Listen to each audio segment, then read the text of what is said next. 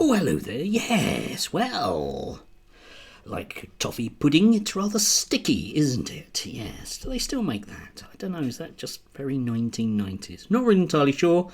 Don't really care. Okay? You can write comments below about that.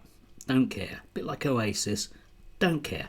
Anyway, yes, I am reeling from having to do hours and hours and hours of SEMH training yesterday, social, emotional and mental health training, all about young people. Still, I would be, wouldn't I? What with them being snowflakes, why don't you just whack 'em? That might teach them a lesson. Yes, indeed.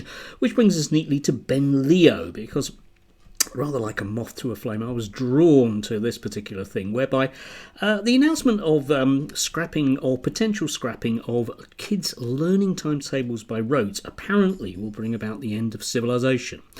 According to GBNews, but it's so indicative of the. We're going to talk today about how indicative it is of GBNews' content, but it's just incoherent nonsense. Anyway, what Ben and his cohort of 3 people who have no interest in education realistically, but they get to sit on the sofa, want to talk about is snowflake kids who can't be tested. And apparently it's absolutely vital that children know their times tables. Now, if I was sat on that sofa, what I'd say, OK, Ben, what's 8 times 7? Quick.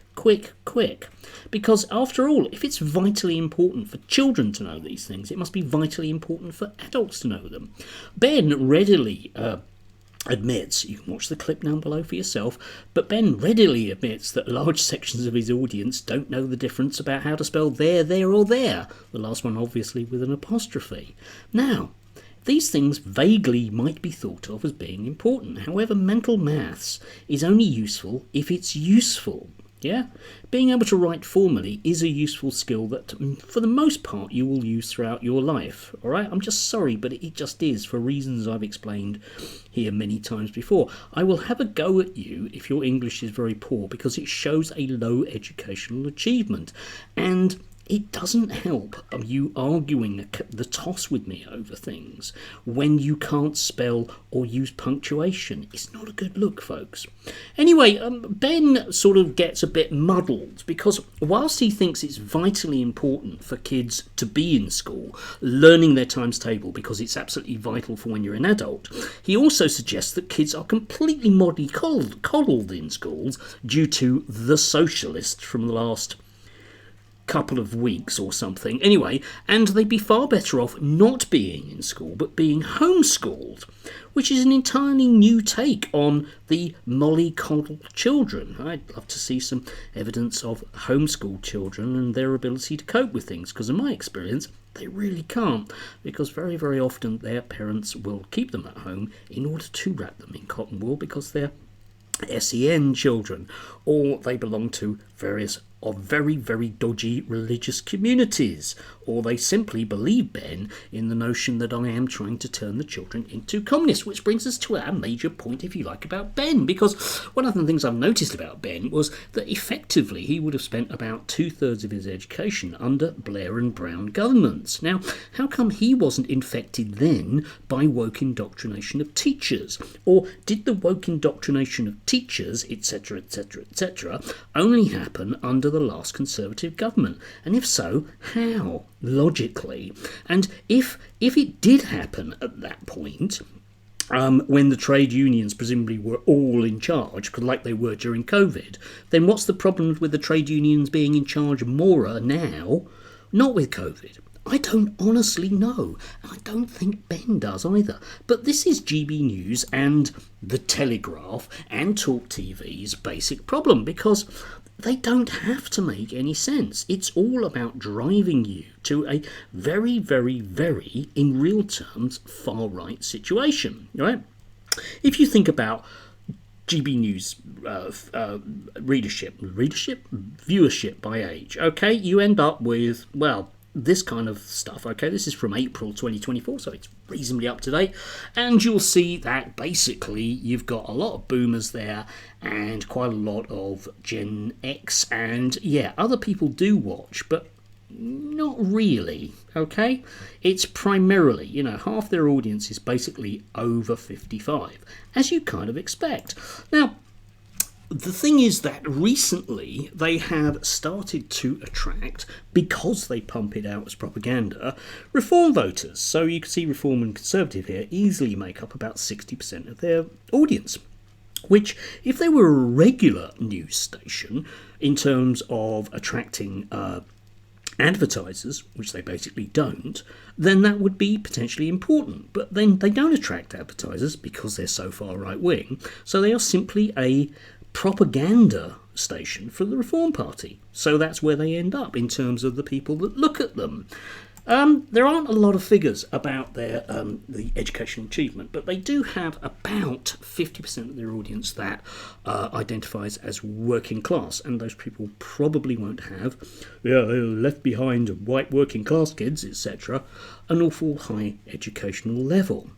Which brings me on to the basic problem here, okay, which is one of reality. The reality of whether or not we desperately need children to learn, the 7 times table by rote.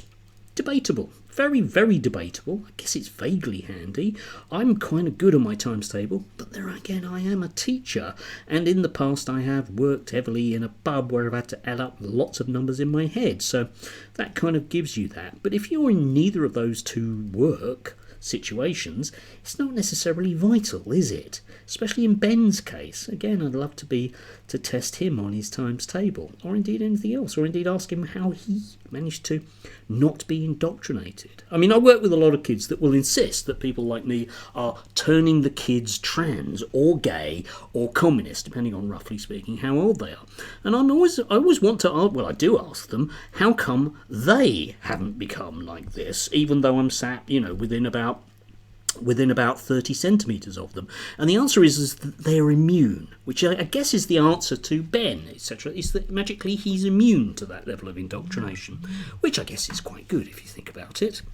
Anyway, moving on to the whole propaganda thing. I was stunned to come across X, this site by Will Tanner. Link down below, you can have a look at this. But this guy is followed by Neil Oliver and Carl Benjamin, which ties us back into GBNews.